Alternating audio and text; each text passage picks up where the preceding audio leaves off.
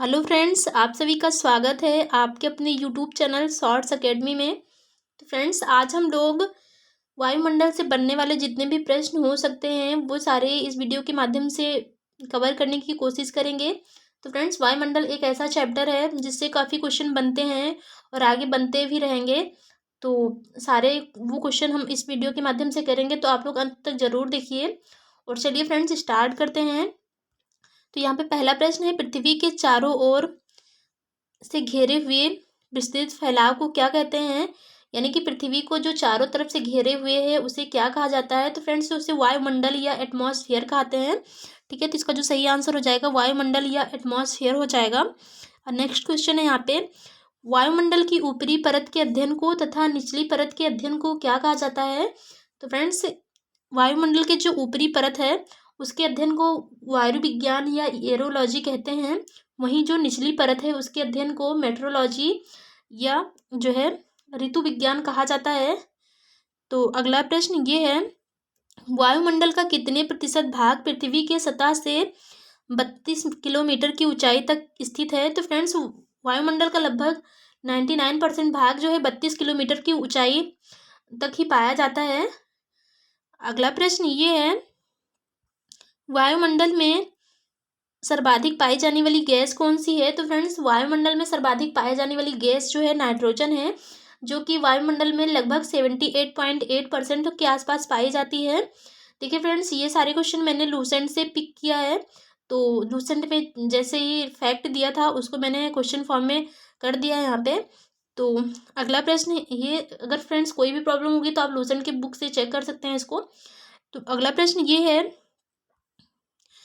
वायुमंडल में oxygen gas कितनी पाई जाती है। तो फ्रेंड्स, वायुमंडल में जो है ऑक्सीजन लगभग 20.95% या 20.95% पाई जाती है। कहीं कहीं फ्रेंड्स ऑप्शन में 21% देके भी आंसर देता है, तो 21 भी सही है, ये लगभग 21% के आसपास ही है। अगला प्रश्न ये है, देखिए फ्रेंड्स, ये मैंने लूसेंट का जो चार्ट दिया था गैसों से संबंधित वो मैंने यहाँ पे लगा दिया है। तो देखिए फ्रेंड्स, इसको हम पढ़ लेते हैं एक बार अच्छे से, क्योंकि स्टार्टिंग के 4 गैसेस बहुत इंपॉर्टेंट हैं। और देखिए फ्रेंड्स, इसमें नाइट्रोजन का जो परसेंटेज रहेगा वायुमंडल में वो 78.8% रहेगा। और वायुमंडल में सेकंड ज़्यादा पाए जाने वाली गैस जो है ऑक्सीजन है दूसरे नंबर पर। तो ये लगभग 20.95 या कहीं कि 21% लिखा रहता है, तो पाई जाती है। वहीं आर्गन तीसरे नंबर पर सबसे ज़्यादा गैस पाई जाती है वायुमंडल में, जो जिसका परसेंटेज है 0.93%। वहीं फोर्थ नंबर पर कार्बन डाई सबसे ज़्यादा पाई जाती है, कार्बन डाइऑक्साइड, तो ये पाई जाती है 0.03%। तो फ्रेंड्स, ये बहुत इंपॉर्टेंट है, ये वाला जरूर मार्क करिएगा, ये बहुत पूछा जाता है स्टार्टिंग की ये दोनों भी। कार्बन डाइऑक्साइड भी काफ़ी पूछा जाता है और कभी कभी ऑर्गन भी पूछ लिया जाता है, तो आपको इन चारों को याद रखना है। उसमें से कार्बन डाइऑक्साइड बहुत ज़्यादा इंपॉर्टेंट है। अगला प्रश्न ये है, बाकी नीचे के सारे याद करने की जरूरत नहीं है, आप स्टार्टिंग के 4 याद कर लेंगे तो काफ़ी जो है अच्छा रहेगा। अगला प्रश्न ये है, पृथ्वी से कितने किलोमीटर ऊंचाई पर जाने पर ऑक्सीजन की मात्रा नगण्य होने लगती है। तो फ्रेंड्स देखिए, पृथ्वी से यदि हम ऊपर की ओर जाते हैं तो 120 किलोमीटर की ऊंचाई तक हमें ऑक्सीजन मिलती है, उसके आगे जो है ऑक्सीजन मिलना बंद हो जाती है। यानी कि पृथ्वी से लगभग 120 किलोमीटर की ऊंचाई तक ऑक्सीजन जो है उसके आगे ऑक्सीजन नहीं है। तो अगला प्रश्न ये है, सूर्य से आने वाली परावैंगनी किरणों से रक्षा कौन सी परत करती है। तो फ्रेंड्स, सूर्य से परावैंगनी किरणें आती हैं और ये परावैंगनी किरणें जो है 3 प्रकार की होती हैं, जिन्हें जो है ultra violet rays A, ultra violet rays B तथा अल्ट्रा वायलेट रेज सी कहा जाता है। मैं इसे लिख दे रही हूँ यहाँ पे, अल्ट्रा वायलेट रेज जो है ए और अल्ट्रा वायलेट बी और अल्ट्रा वायलेट सी जो है कहा जाता है। इसमें से फ्रेंड्स ये बहुत ज़्यादा खतरनाक गैस है, अल्ट्रा वायलेट सी जो है ये बहुत ज़्यादा घातक होती है। तो जो है ओजोन परत से रक्षा करती है, जो है सॉरी ओजोन परत रक्षा करती है परावैंगनी किरणों से। और फ्रेंड्स, यहाँ पे क्वेश्चन काफ़ी पूछा जाता है कि ओजोन परत की मोटाई किससे करी जाती है या मोटाई किससे नापी जाती है। तो फ्रेंड्स, ओजोन परत की जो मोटाई है वो डाप्सन से नापी जाती है। इसको हम लिखते रहे यहाँ पे, डाप्सन से ओजोन परत की मोटाई मापी जाती है। वहीं जो है एक क्वेश्चन काफ़ी पूछा जाता है कि ओजोन दिवस कब मनाया जाता है। तो फ्रेंड्स 16 सितंबर को जो है ओजोन दिवस मनाया जाता है, 16 सितंबर का करेक्ट आंसर होगा। अगला प्रश्न ये है, देखिए फ्रेंड्स यहाँ पे ओजोन लेयर दिखाया गया है इस फोटो में। तो ये देख लीजिए ओजोन लेयर है जो कि समताप मंडल में स्थित है। तो काफ़ी बार पूछा जाता है कि ओजोन लेयर किस मंडल में स्थित है, तो समताप मंडल में स्थित रहेगा। अगला प्रश्न ये है, वायुमंडल में कितनी ऊंचाई तक जाने पर जलवाष्प पाई जाती है। तो फ्रेंड्स जैसे कि हम लोग अभी जस्ट क्वेश्चन पढ़े हैं कि पृथ्वी से वायुमंडल में जाने पर कितने ऊंचाई तक जो है ऑक्सीजन मिलती है। तो फ्रेंड्स उसका जो आंसर था 120 किलोमीटर था। उसी प्रकार फ्रेंड्स जो है जलवाष्प भी पृथ्वी से 90 किलोमीटर की ऊंचाई तक ही प्राप्त होते हैं। तो इसका जो सही आंसर हो जाएगा 90 किलोमीटर तक जलवाष्प प्राप्त होते हैं, और जो ऑक्सीजन है वो 120 किलोमीटर के आसपास तक पाई जाती है। अगला प्रश्न ये है, वायुमंडल को कुल कितने परतों में डिवाइड किया गया है। तो फ्रेंड्स वायुमंडल को टोटल 5 परतों में डिवाइड किया गया है। तो इसको इमेज के माध्यम से हम लोग देख लेते हैं। देखिए फ्रेंड्स वायुमंडल को 5 परतों में डिवाइड किया गया है, जिसमें से जो पहला मंडल है वह है क्षोभ मंडल, जिसे ट्रोपोस्फियर भी कहते हैं इंग्लिश में। काफ़ी टाइम से ऐसा करता है कि हिंदी में ना देखे इसको इंग्लिश में डायरेक्टली ट्रोपोस्फियर लिख देता है, और तो बच्चे काफ़ी कंफ्यूज होते हैं क्योंकि हम काफ़ी बार जो है इंग्लिश में कंफ्यूज हो जाते हैं। तो क्षोभ मंडल को जो है ट्रोपोस्फियर कहा जाता है, वहीं समताप मंडल को स्ट्रेटोस्फियर, और जो तीसरा मंडल है मध्य मंडल जिसे मेजोस्फियर भी कहा जाता है, और चौथा मंडल है ताप मंडल या इसे ही आयन मंडल कहा जाता है, तो आयनोस्फीयर से कहते हैं। वहीं जो पांचवा मंडल है बाह्य मंडल, तो बाह्य मंडल को एक्सोस्फीयर कहा जाता है। तो ये आपके 5 मंडल रहे हैं। अगला प्रश्न ये है, पृथ्वी से ऊपर कितनी दूरी जाने पर 1 डिग्री सेंटीग्रेड ताप घट जाता है। तो फ्रेंड्स यदि हम पृथ्वी से क्षोभ मंडल में जाते हैं तो ऊंचाई के साथ टेम्परेचर में कमी आती है। तो फ्रेंड्स यदि हम पृथ्वी से लगभग 165 मीटर की ऊंचाई तक जाते हैं तो 1 डिग्री सेंटीग्रेड जो है ताप कम होता जाता है। इसी प्रकार फ्रेंड्स यदि हम पृथ्वी से 1 किलोमीटर की ऊंचाई तक जाते हैं तो फ्रेंड्स लगभग 6.4 डिग्री सेंटीग्रेड ताप में कमी आती है। देखिए फ्रेंड्स यहाँ पे मैंने लिख दिया है। तो फ्रेंड्स पृथ्वी 1 किलोमीटर ऊंचाई पर जाने पर जो है 6.4 डिग्री सेंटीग्रेड जो है टेम्परेचर में कमी आती है। वहीं अगर हम 1 डिग्री सेंटीग्रेड ताप जो है कम होने पर जो दूरी होती है वो 165 मीटर होती है। तो याद रखना है, काफ़ी पूछा जाता है ये दोनों क्वेश्चन, बहुत इंपॉर्टेंट है। अगला प्रश्न ये है, सभी वायुमंडलीय घटनाएं जैसे बादल, आंधी एवं वर्षा किस मंडल में होते हैं। तो फ्रेंड्स ये सभी वायुमंडलीय घटनाएं जो है क्षोभ मंडल में ही होती हैं। और फ्रेंड्स क्षोभ मंडल में ऊंचाई के साथ जो है तापमान घटता रहता है, तो आपको ये याद रखना है। और समताप मंडल में तो जो है ताप हमेशा सभी जगह बराबर होता है समताप मंडल में, लेकिन यदि हम मध्य मंडल में जाते हैं तो वहाँ भी टेम्परेचर जो है हाइट के साथ घटता रहता है। तो क्षोभ मंडल और जो है मध्य मंडल दोनों में तापमान ऊंचाई के साथ घटता है। वहीं फ्रेंड्स ये जब हम आयन मंडल में प्रवेश करते हैं तो आयन मंडल में ऊंचाई के साथ जो है तापमान बढ़ने लगता है। तो ये अंतर है, जो है आयन मंडल में ऊंचाई के साथ तापमान बढ़ने लगता है।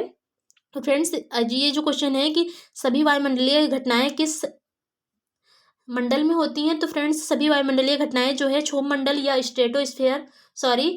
ट्रोपोस्फियर में होती हैं। तो फ्रेंड्स ये देखिए क्षोभ मंडल है जो कि 0 से 12 किलोमीटर लिखा हुआ है, लेकिन फ्रेंड्स लूसेंट में लगभग 0 से 18 किलोमीटर के आसपास बताया गया क्षोभ मंडल।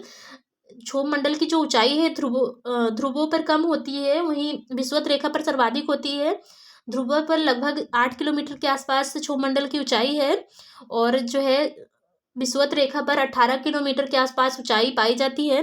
और फ्रेंड्स समताप मंडल की ऊंचाई जो है वो 18 किलोमीटर से लेकर 50 किलोमीटर के आसपास पाई जाती है, समताप मंडल की ऊंचाई। वहीं यदि हम बात करें मध्य मंडल की, तो फ्रेंड्स मध्य मंडल जो है 50 किलोमीटर से लेकर 80 किलोमीटर के आसपास मध्य मंडल पाया जाता है। और 80 किलोमीटर से लेके लगभग किसी बुक में आपको 400 किलोमीटर मिलेगा, या किसी बुक में 640 किलोमीटर, कभी कहीं कहीं 700 किलोमीटर लिखा रहता है। तो कंफ्यूज नहीं होना है। और जो है लूसेंट में 80 किलोमीटर से लेके जो है 400 किलोमीटर दिया हुआ है। तो आप उसे भी मान सकते हैं, वैसे ये पूछा नहीं जाता कभी। और वायुमंडल लगभग वही 400 प्लस के ऊपर जितनी भी हाइट रहेगी वो वायुमंडल में आ जाती है। तो अगला प्रश्न ये है, किस मंडल को संवहन मंडल या अधोमंडल कहा जाता है?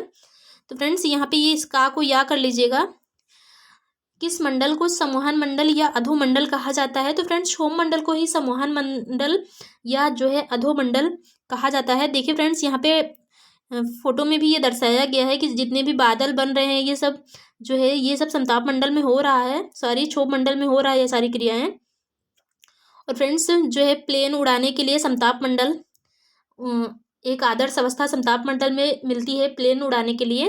और फ्रेंड्स जो सैटेलाइट वगैरह स्थापित किए जाते हैं ये तापमंडल में किए जाते हैं या आयन मंडल में स्थापित किए जाते हैं। और चलिए फिर आगे बढ़ते हैं। क्षोभ मंडल समताप मंडल को अलग करने वाले भाग को क्या कहते हैं? तो फ्रेंड्स देखिए फोटो के माध्यम से हम लोग समझेंगे।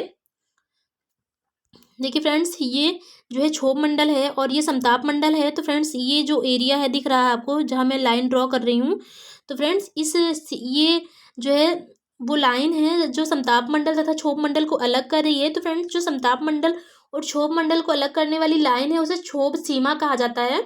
ठीक है, इसी प्रकार समताप मंडल और मध्य मंडल को अलग करने वाली लाइन को जो है समताप सीमा तथा जो है मध्य मंडल और ताप मंडल को अलग करने वाली लाइन को मध्य सीमा कहा जाता है। और जो है ताप मंडल तथा बहिर्मंडल को अलग करने वाली सीमा को जो है एफ्लिटन कहा जाता है।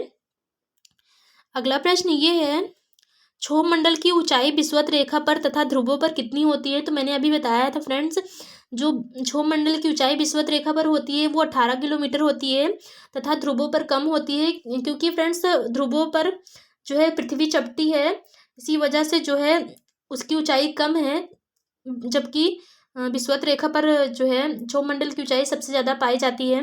अगला प्रश्न ये है, समताप मंडल की ऊंचाई कितनी है? तो फ्रेंड्स मैंने बताया कि 18 किलोमीटर के बाद जो है समताप मंडल आ जाता है। और तो फ्रेंड्स समताप मंडल की जो ऊंचाई है वो लगभग 18 किलोमीटर से लेकर 50 किलोमीटर तक पाई जाती है। और फ्रेंड्स समताप मंडल में ही ओजोन लेयर पाया जाता है और ओजोन लेयर की जो ऊंचाई है लगभग 20 किलोमीटर से लेकर 35 किलोमीटर के आसपास पाई जाती है और समताप मंडल में ओजोन लेयर स्थित है। तो अगला प्रश्न ये है, देख लीजिए फ्रेंड्स यहाँ पे मैंने मैप लगा दिया है। ये समताप मंडल ये फ्रेंड्स क्षोभ मंडल का है, बाकी ये समताप मंडल मध्य मंडल आयन मंडल और बहिर्मंडल का है। तो अगला प्रश्न ये है, किस मंडल की मोटाई ध्रुवों पर सबसे अधिक होती है? तो फ्रेंड्स ध्रुवों पर जो सबसे अधिक मोटाई होती है वो समताप मंडल की होती है। हमने पीछे पढ़ा कि जो क्षोभ मंडल की मोटाई ध्रुवों पर होती है वो कम होती है अपेक्षा टू विषुवत रेखा। तो फ्रेंड्स समताप मंडल की जो मोटाई रहेगी वो ध्रुवों पर अधिक होती है, उल्टा होता है जस्ट ट्रोपोस्फियर का। अगला प्रश्न ये है, किस मंडल में वायुयान उड़ाने की आदर्श दशा पाई जाती है? तो फ्रेंड्स समताप मंडल में वायुयान उड़ाने की आदर्श दशा पाई जाती है, क्योंकि फ्रेंड्स यहाँ का जो तापमान रहता है वो सभी जगह समान होता है और कोई भी मौसमी घटनाएं इस मंडल में नहीं घटित होती हैं। इसी वजह से जो है एरोप्लेन या वायुयान उड़ाने की जो आदर्श दशा पाई जाती है वो समताप मंडल में पाई जाती है। अगला प्रश्न ये है, किस मंडल में एक विशेष प्रकार के मेघों का निर्माण होता है जिसे मूलाभ मेघ या मदर ऑफ पर्ल क्लाउड कहा जाता है? तो फ्रेंड्स समताप मंडल में ही एक विशेष प्रकार के मेघों का निर्माण होता है जिसे मदर ऑफ पर्ल क्लाउड कहा जाता है। और ये क्वेश्चन काफ़ी बार स्टेट पीसीएस के एग्जाम में पूछा गया है, बहुत बारी पूछा गया है, तो काफ़ी इंपॉर्टेंट क्वेश्चन है।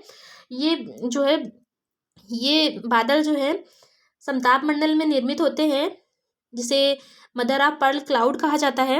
अगला प्रश्न ये है, ओजोन लेयर की मोटाई लगभग पाई जाती है? तो फ्रेंड्स जस्ट मैंने बताया कि ओजोन लेयर जो है समताप मंडल में स्थित है और इसकी जो मोटाई है लगभग 20 किलोमीटर से लेकर 35 किलोमीटर के आसपास पाई जाती है।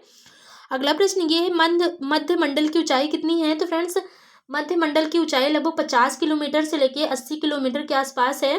तो ये सही आंसर है 50 से 80 किलोमीटर। अगला प्रश्न ये है, आयन मंडल लगभग कितनी ऊंचाई तक पाया जाता है? तो फ्रेंड्स 80 किलोमीटर के बाद ही जो है आयन मंडल पाया जाता है, और 80 किलोमीटर से लेके लगभग 400 किलोमीटर, या किसी बुक में 640 तथा किसी किसी बुक में 700 किलोमीटर के आसपास दिया रहता है। तो आपको इतना कन्फ्यूज नहीं होना है, और क्योंकि ये इतना ज़्यादा पूछा नहीं जाता इसकी ऊंचाई, तो आपको मेनली जो है लूसेंट में जो दिया है 80 किलोमीटर से लेके 400 किलोमीटर, ये आपको याद रखना है।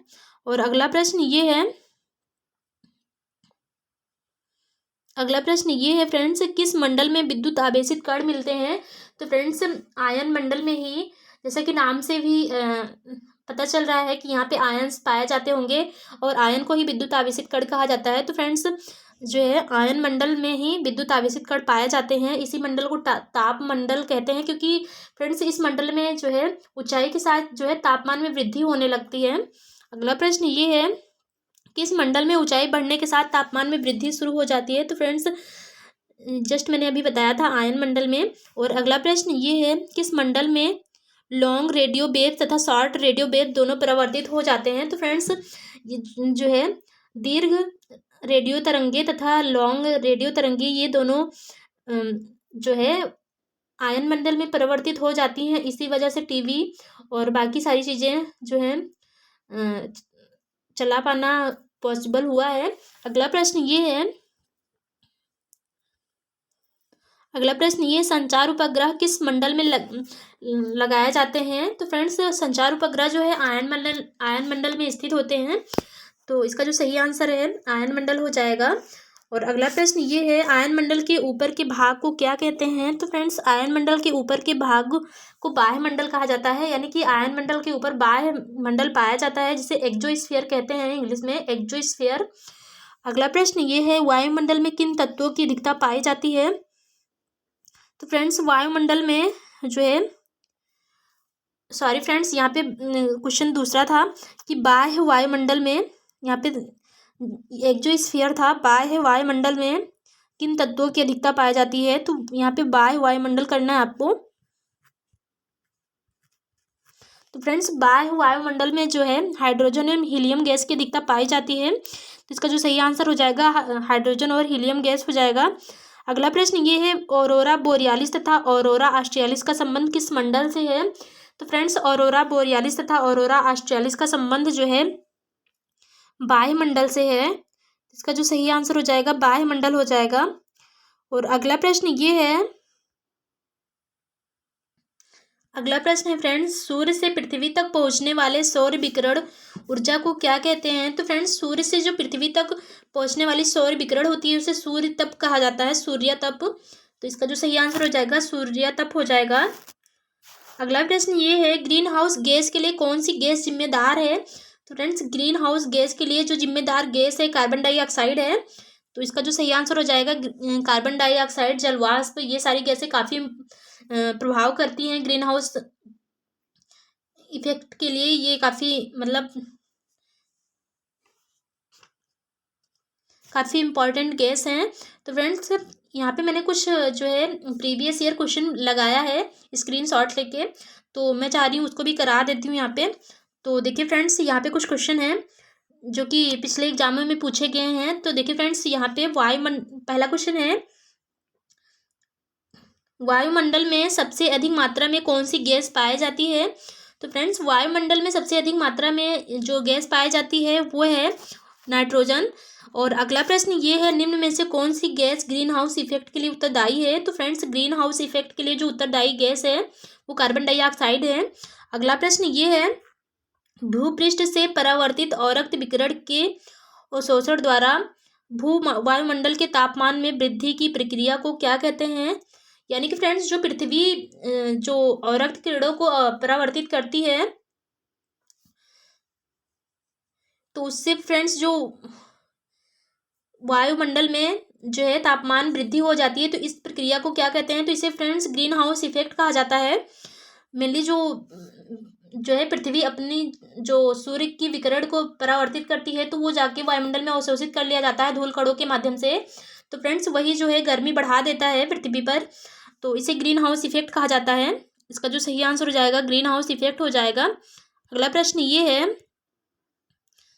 हवाई जहाज प्रायः में उड़ते हैं। तो फ्रेंड्स हवाई जहाज प्रायः